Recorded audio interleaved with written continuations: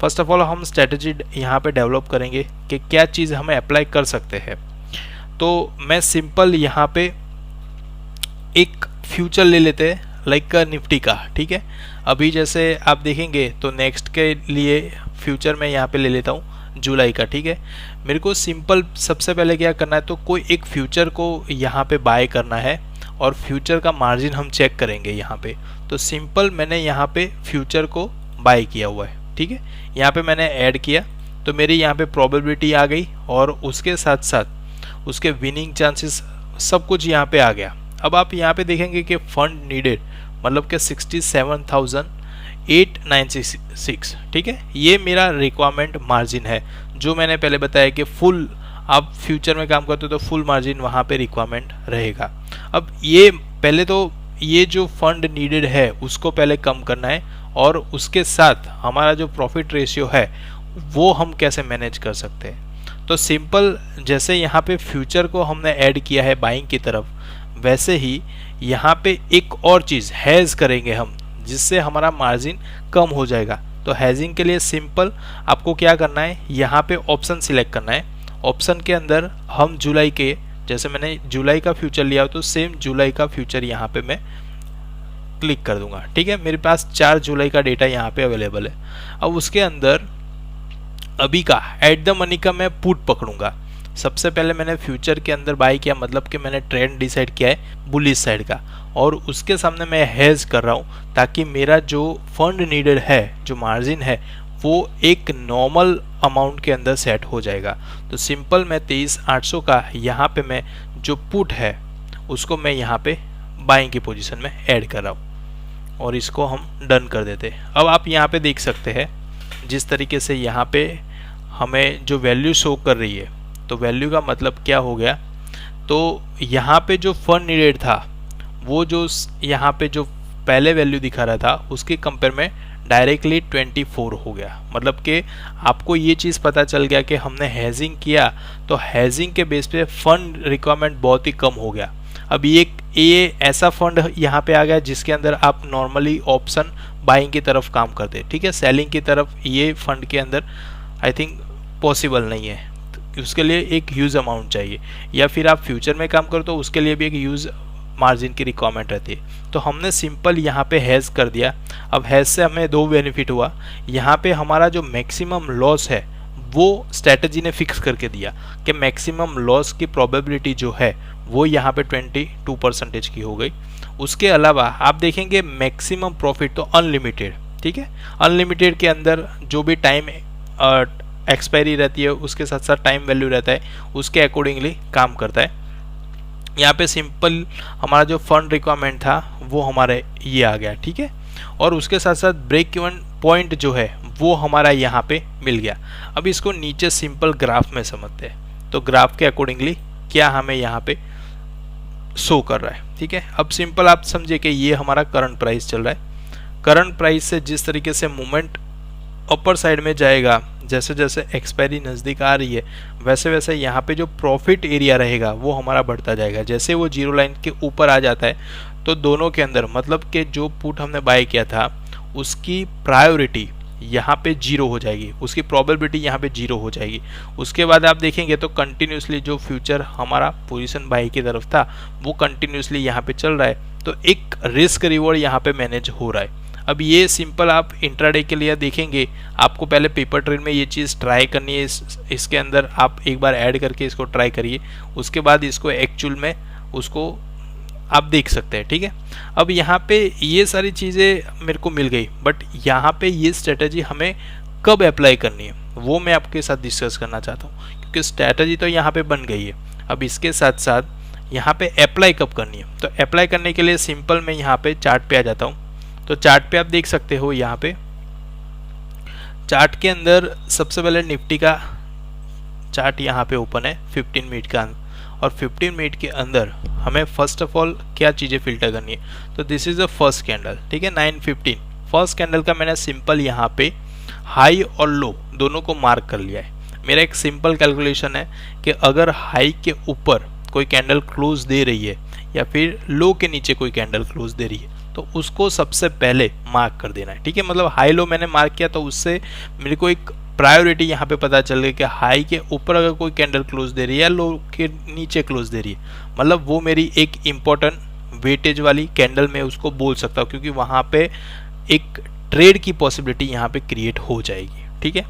तो first of all आप देखेंगे कि ये जो हाई था उसका ब्रेकआउट कहाँ पे आया हुआ है, तो सिंपल 1045 पे यहाँ पे ब्रेकआउट आ गया निफ्टी स्पॉट प्राइस के अंदर, ठीक है। जब भी आप ऑप्शन देख रहे हो, फ्यूचर देख रहे हो, उससे पहले आप कैश को स्टडी करते हो, स्पॉट को स्टडी करते हो, ताकि एक ओवरव्यू हमें मिल जाता है। तो सिंपल यहाँ पे पता चल गया कि यहाँ पे फर्स्ट हाई 1045 की जो कैंडल है उसने क्रॉस दिया। मैंने यहाँ पे सिंपल एरो रख दिया कि यहाँ से हमारी पॉसिबिलिटी स्टार्ट हो गई, कि यहाँ से एक पॉसिबिलिटी ऐसी हुई कि क्लोजिंग ऊपर दिया, इसका मतलब है कि नॉर्मली ट्रेंड अप होने के चांसेस बढ़ गए।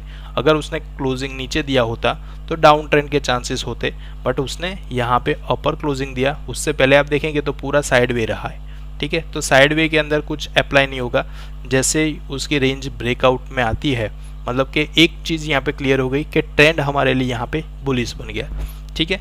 15 मिनट के चार्ट के अंदर सिंपल ट्रेंड बुलिश बन गया। सेकेंड चीज़ हम क्या देखेंगे, तो जैसे इस तरीके से हमारा ब्रेकआउट पॉइंट आता है तो वो चीज़ हम देखेंगे जुलाई के चार्ट के ऊपर, ठीक है। एफओ का चार्ट मैंने यहाँ पे सिंपल ओपन कर दिया और यहाँ पे मैंने वो चीज़ अप्लाई कर दी है। फर्स्ट कैंडल का हाई लो मैंने मार्क कर लिया ताकि मेरा स्टडी इजी हो जाए, ठीक है।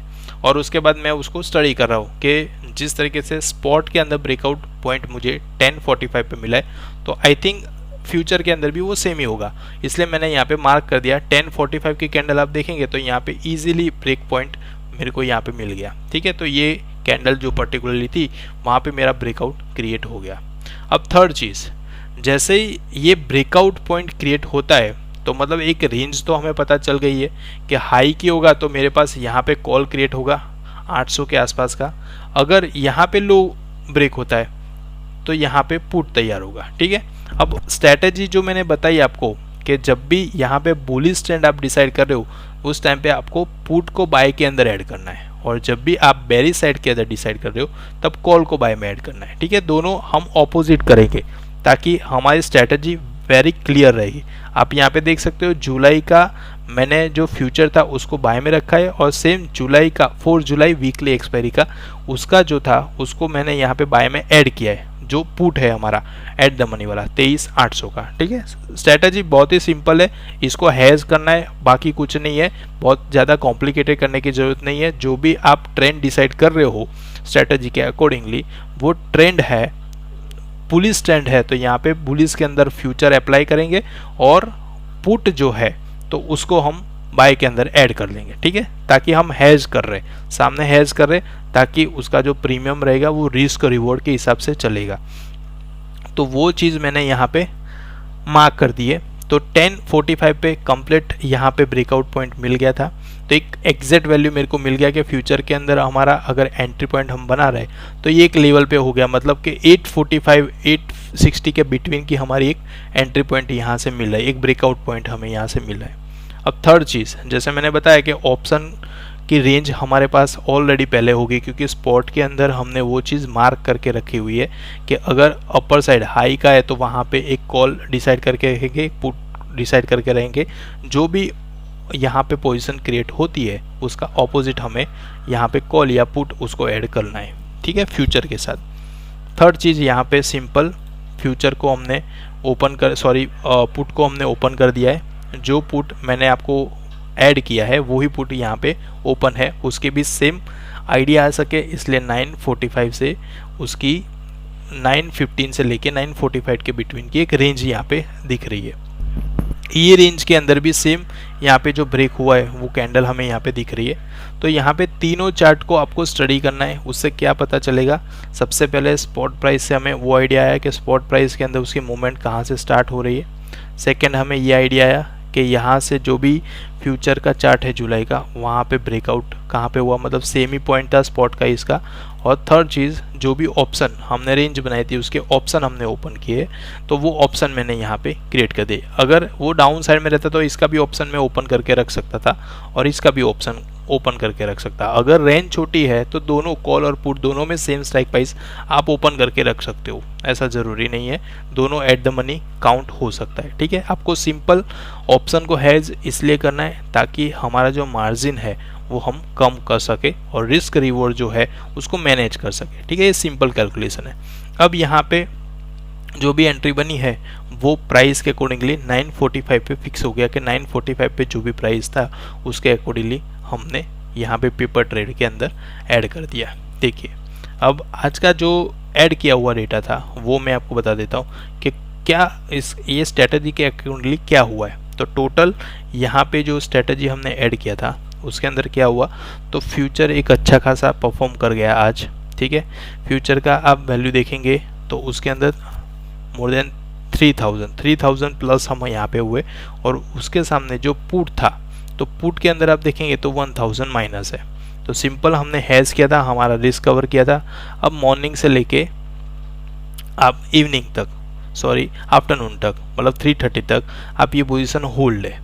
ठीक है, अब इसको कैरी फॉरवर्ड करने का कुछ लॉजिक तो नहीं है, बट आप इसके बैक टेस्टेड डेटा पे अगर जाएंगे, उसको स्टडी करेंगे तो उसके अकॉर्डिंगली आपको आइडिया लगेगा।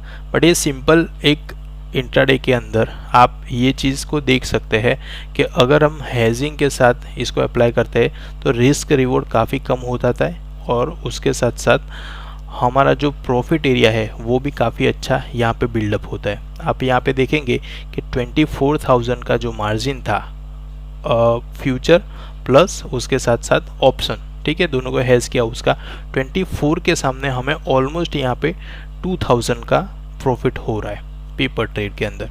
ताकि इसे पता चला कि एक रेशियो यहाँ पे, तो ऑलमोस्ट आप समझ सकते हो कि 24 का आप देखने जाएंगे तो ऑलमोस्ट 1 to 2% की रेंज का ये रेशियो हो गया।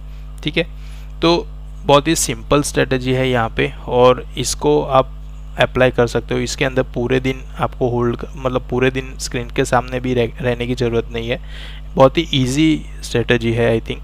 तो इसको एक अलग अलग रेंज के तरीके से आप अप्लाई कर सकते हो। इसमें आप जैसे ट्रेंड डिसाइड था कि अपर ट्रेंड था, बुलिश ट्रेंड था, वैसे अगर डाउन ट्रेंड है तो उसमें सिंपल आप पुट को जब कॉल को जब भी फ्यूचर को जब भी सेलिंग की तरफ ले जा रहे हैं तो उसके सामने जो कॉल है उसको आपको बाई के अंदर ऐड कर देना है, ताकि आपको मार्जिन पता चलेगा। तो जब भी आप ये स्ट्रैटेजी अप्लाई कर रहे हो उससे पहले ये ज़रूर स्टडी करिए कि यहाँ पे जो रिस्क रिवॉर्ड है वो कितना मैनेज हो रहा है। ठीक है, मैक्सिमम लॉस कितना और उसकी प्रायोरिटी कितनी मिल रही है। उसके साथ साथ आपको ये चीज़ कंफर्म करना है कि फंड नीडेड जो मार्जिन है वो जितना आप कम करेंगे उतना आपका बेनिफिट ज़्यादा रहो, मतलब एक लोअर इन्वेस्टमेंट के साथ एक अच्छे खासे प्रॉफिट तरफ हम जा सकते हैं। ठीक है, और एवरी टाइम ओवर ट्रेड भी इसमें करने की ज़रूरत नहीं है, क्योंकि ईजिली हमें यहाँ पे रिजल्ट मिल रहा है। तो आप इस तरीके से इस स्ट्रेटेजी, हेजिंग स्ट्रेटेजी को अप्लाई कर सकते हैं।